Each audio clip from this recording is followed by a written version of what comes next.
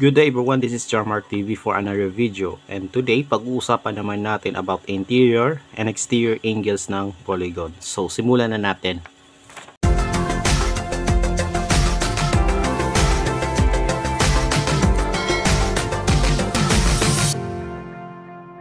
Okay, so let us define first what is interior angle and what is exterior angle of a polygon. So the interior angle of a polygon is formed by two adjacent sides of the polygon. So let's say ito yung polygon na pag-uusapan natin, ano po. So for example, this is a polygon, and then pag sinabing interior angle, ito yung angle na binubuo ng two adjacent sides ng polygon. So pag sinabing adjacent sides, di ba, natalakay natin adjacent angles. Ayan yung angles na magkatabi. Pag sinabing adjacent sides, ito yung dalawang sides na magkatabi or dalawang magkasunod na sides.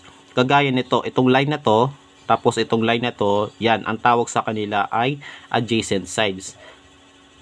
Ang angle na mabubuo dito sa dalawang ito ay yung tinatawag na interior angle.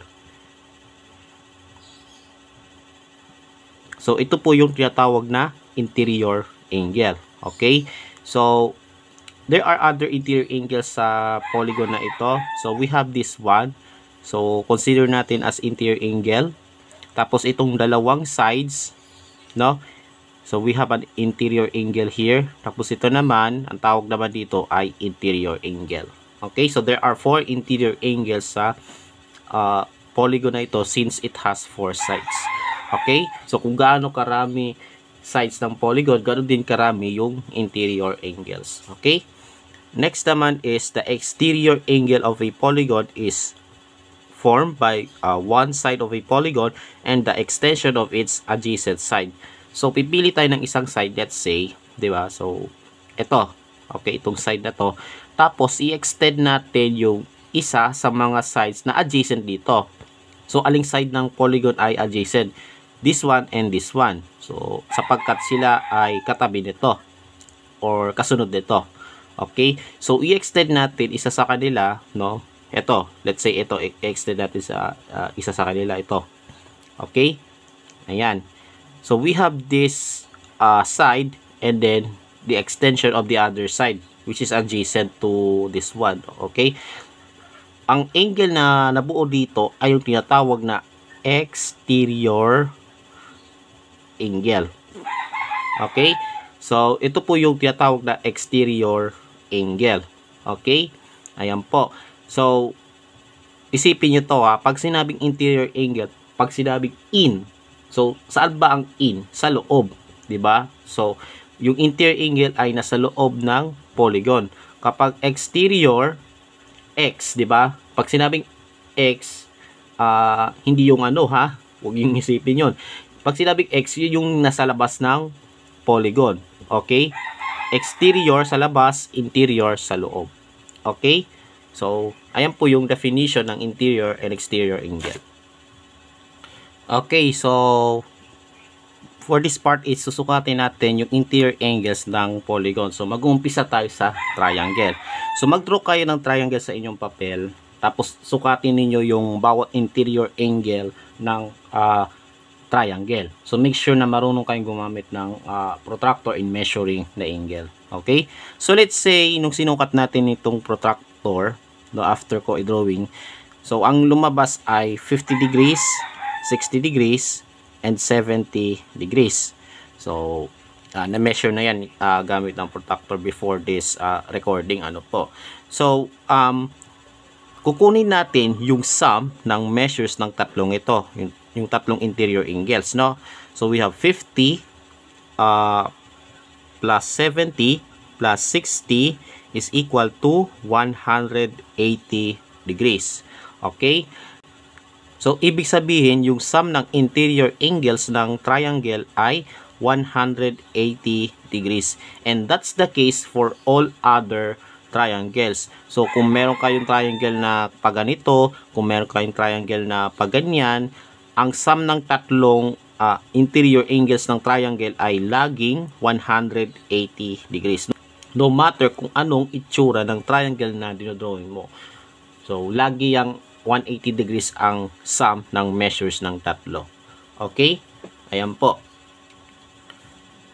Okay, so remember po, the sum of interior angle measures of a triangle is 180 degrees. Yun nga, yung sum ng tatlong ito ay laging 180 degrees kung ito ay triangle. Okay? So, for example, we have a triangle here, tapos yung measures ng dalawa sa interior angles ay 70 degrees tsaka 85 degrees. So kukunin natin measure ng pangatlong angle. So applying this property, ano po, yung sum ng tatlong ito ay laging 180 degrees. So ang gagawin natin, i-add natin itong dalawa, no? 70 plus 85 is 155, tama? And then, to get the measure of the third angle, bale, yung 180 isubtract mo dito. So, 180 minus yung total na 155. That is equal to 25 degrees. So, ibig sabihin, yung measure ng pangatlong angle ay 25 degrees. So, to check, pag inad natin itong tatlo, ang sum nila ay 180 degrees. So, ibig sabihin, yung 25 po ang hinahanap na measure ng angle na ito. Okay? Okay, so ngayon, alam na natin na ang sum of measures of the interior angles ng triangle ay 180 degrees. It's time na alamin natin kung ano ba ang magiging sum ng measures ng polygon that has 4 sides. So, ano bang magiging sum of measures niyan? Okay? Para malaman natin, ganito po. So, hatiin natin itong polygon into triangles like this one. Okay? Ayan po. So, magkita na rin na after natin hinati, meron tayo nakitang dalawang triangle. No? So, nag-form sila ng dalawang triangles na pinagdikit. Ano po? And, alam natin, no, na ang sum ng interior angle measures ng triangle ay 180 degrees. Okay? So, ibig sabihin nun, yung sum ng measures nito ay 180 degrees regardless kung itsura ng triangle. And then, the same goes with this one. 180 degrees din. Okay? So, kapag kinuha natin yung sum ng dalawang ito, 180 plus 180 degrees, that is equal to 360 degrees. So, this means yung sum ng interior angles ng polygon na may 4 sides ay equal sa 360 degrees. Sa 5 sides naman, ano bang measure or sum ng measures ng lahat ng interior angles ng pentagon? Okay? Since pentagon has 5 sides, 'di ba? So ngayon, i-partition natin or hatiin natin ito into triangles. Okay? Like this one. So ilang triangles ang nakikita niyo ngayon? 'Di ba? Tatlo. 1, 2, 3. Okay? And each triangle, 'di ba, sa bawat triangle, ang sum ng interior angle measures ay 180 degrees. So, tatlong 180 ang i-add natin, or yung 180 i-multiply natin sa 3 since there are 3 triangles, 'di ba? So, we have 180 times 3 is equal to 540 degrees. Okay? And then for the 6 sides, which is ang itsura nun ay hexagon, 'di ba? Because hexagon has 6 sides. To get the sum of measures of interior angles, ito yung tinutukoy, diba? So, ipapartition natin into triangles. So, we have this one, and this one. So, ilang triangles ang nakikita ninyo ngayon? 4, diba? And each triangle, ang sum ng interior angle measures ay 180. So, 180 times 4 is equal to 720.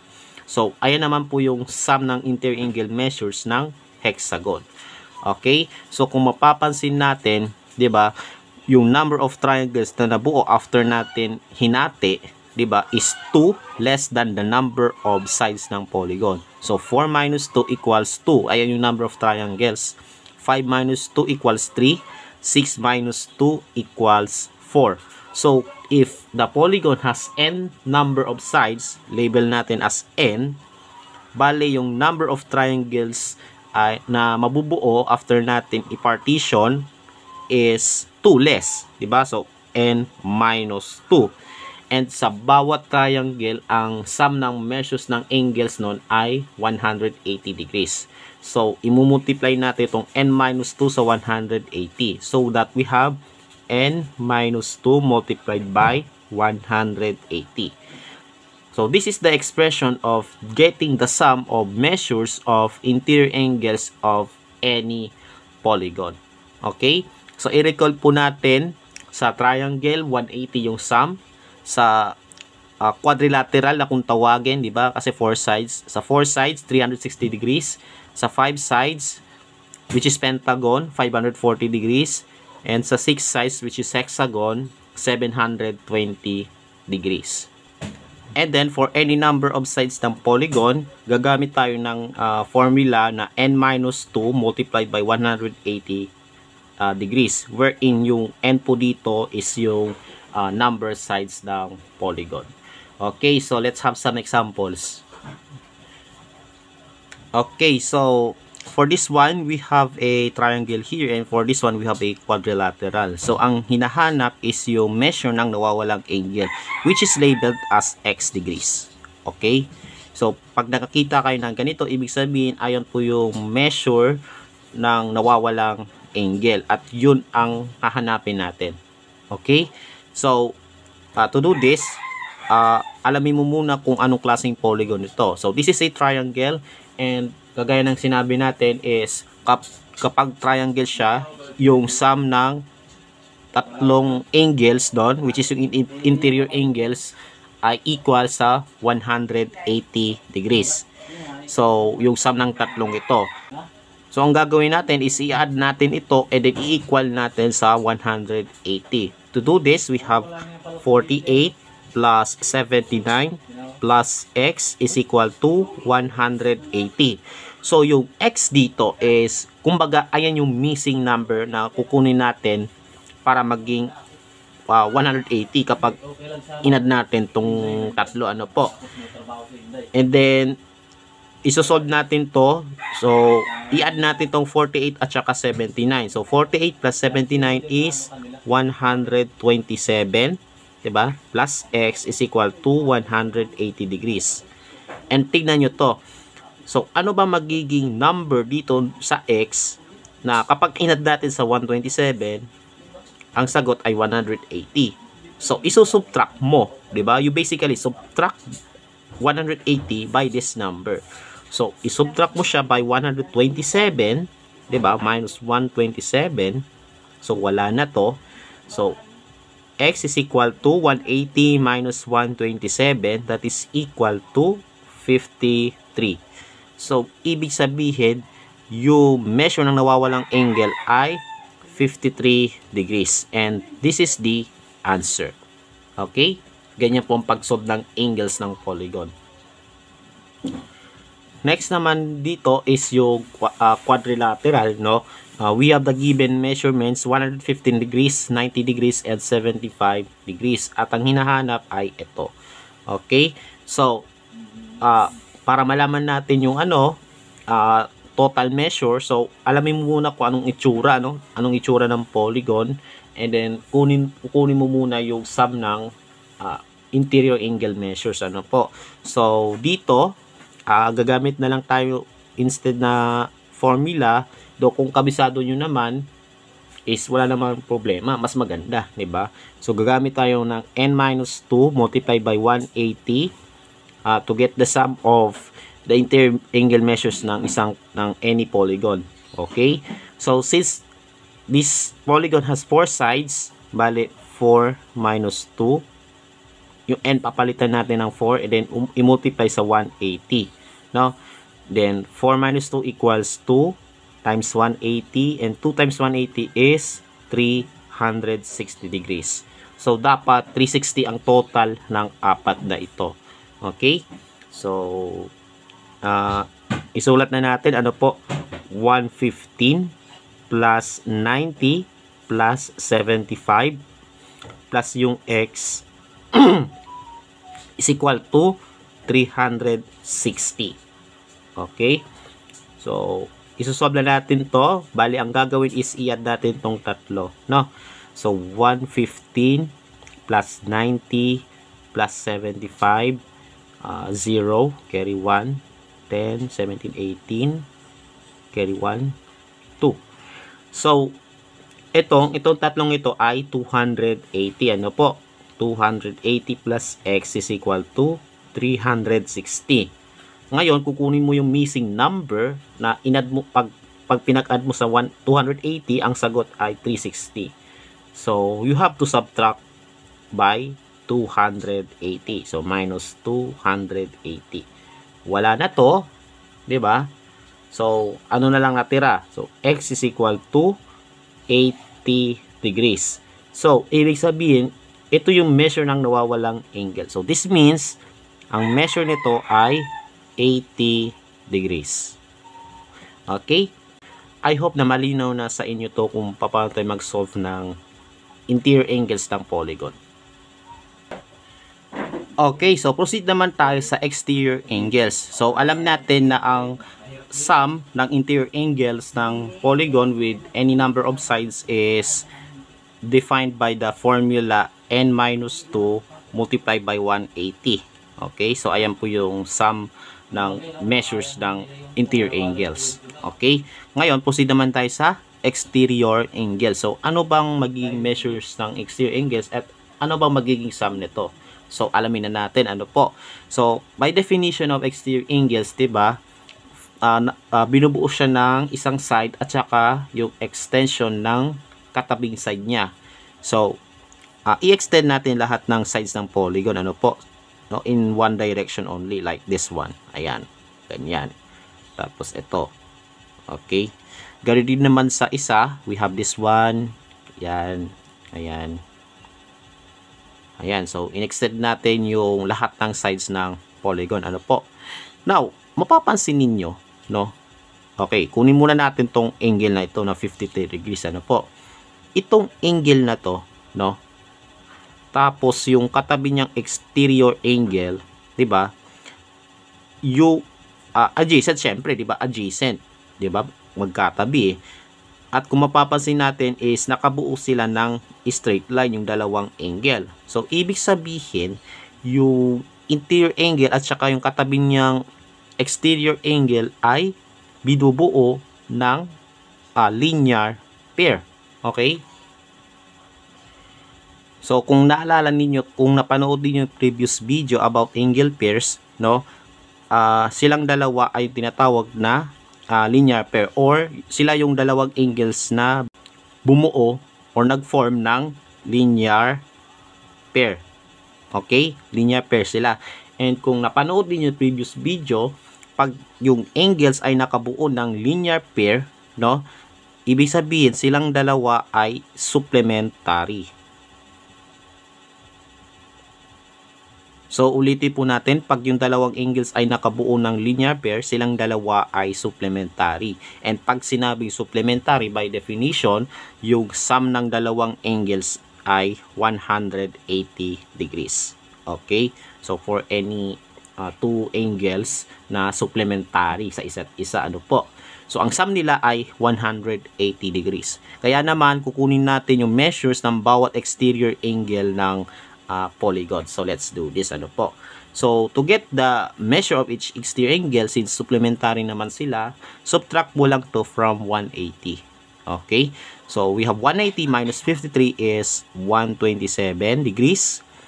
Then, for this one, 180 minus 48 is 132 degrees. And for this one, 180 minus 79 is 101 degrees. Ayan po yung measurements ng exterior angles ng polygon. And let's see kung ano bang magiging result kapag inad natin itong tatlo. So 132, 101, and 127. So 2 plus 1 equals 3, 10. Then 1 plus 3, 4, plus 2, 6. And then 1, 2, 3. So 360. So ang sum ng tatlong angles na ito ay 360 degrees. Okay, so wala pa tayong conclusion na may lalabas, no, unless susubukan natin sa polygon na may 4 sides. Ito po yun. Ano po? So, naka-extend na siya. So, ang kukunin lang natin yung measures ng lahat ng exterior angles. Okay? And by doing this, no, subtract po lang siya mula sa 180 since supplementary naman sila, di ba? Supplementary, ano po? So, let's do this, ano po? 180 minus 75 is 105. Then 180 minus 80, that's 100. Then 180 minus 115, 65. And 180 minus 90 is 90. And then saka natin i-add tong apat, ano po? So 100, 65, 90, and 105. So 5 plus 5 equals 10. 1 plus 6 equals 7. 7 plus 9 equals 16.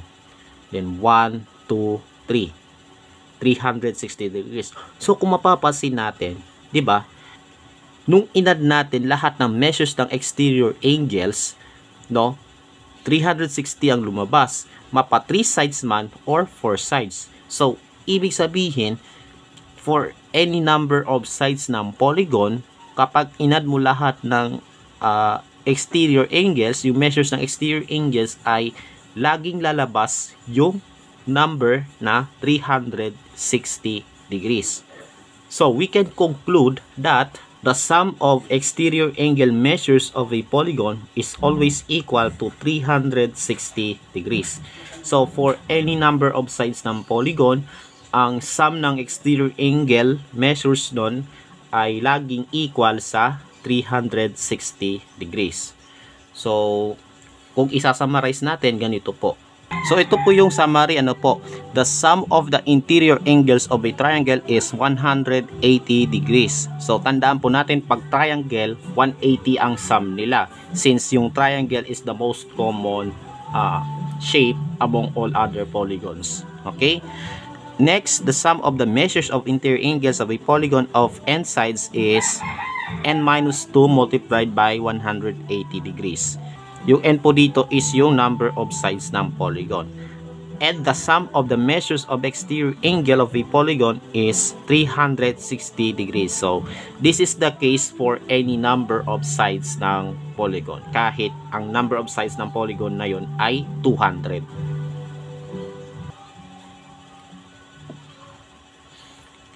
Okay, so let's have some examples about exterior angles. Ano po? So we have 4 exterior angles, 1 for each vertex. Ano po? Ito po yun. Yung measurements nila ay 98 degrees, 107 degrees, and a right angle. So kapag tayo nakakita ng ganito, no, nangangahulugan na ito po ay right angle.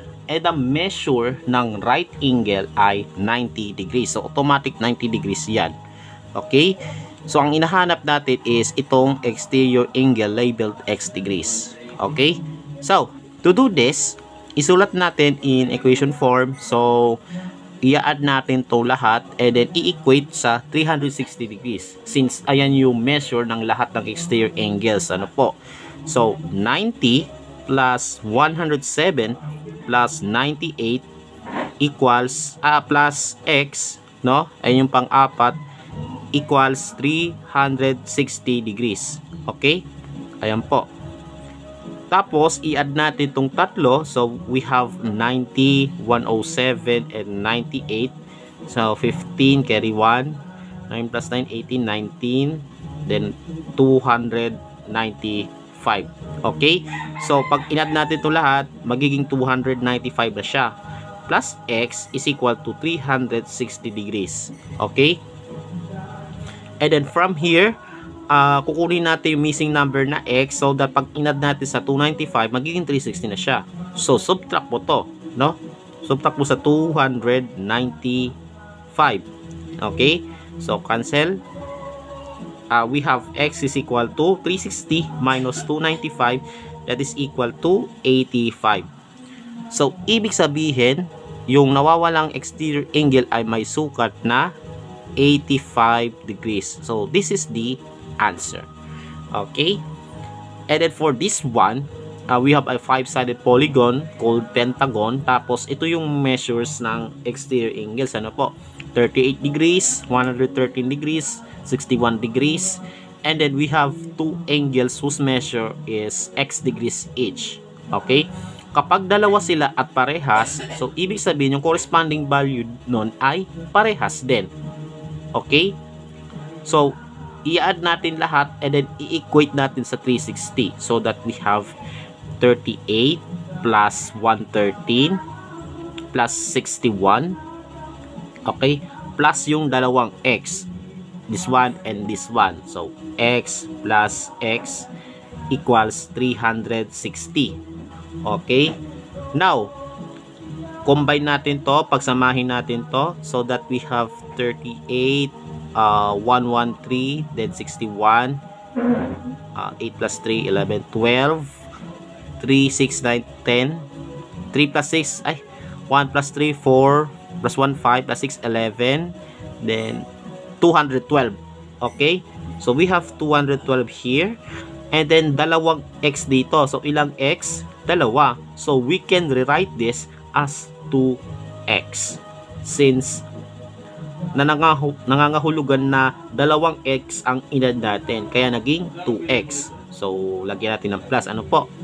So, 212 plus 2x equals 360.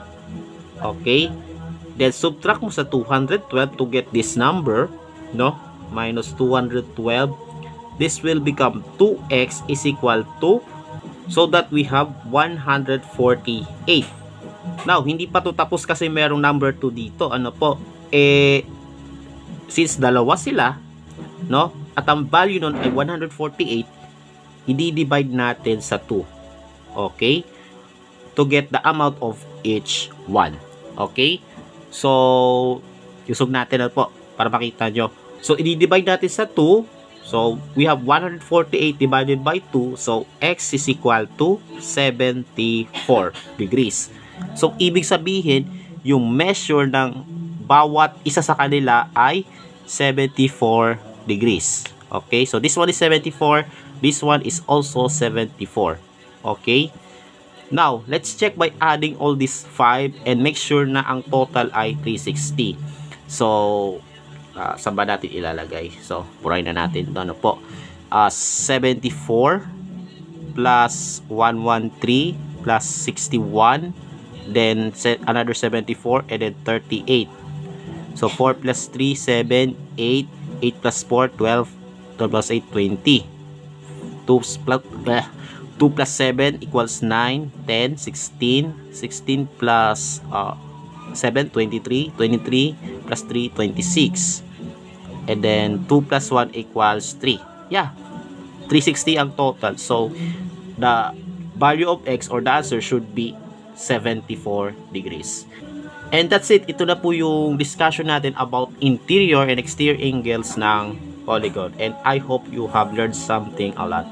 Alright, so don't forget to subscribe to my YouTube channel for more videos. And follow me also on my TikTok account. Stay safe, God bless, and as always, have a great day to all.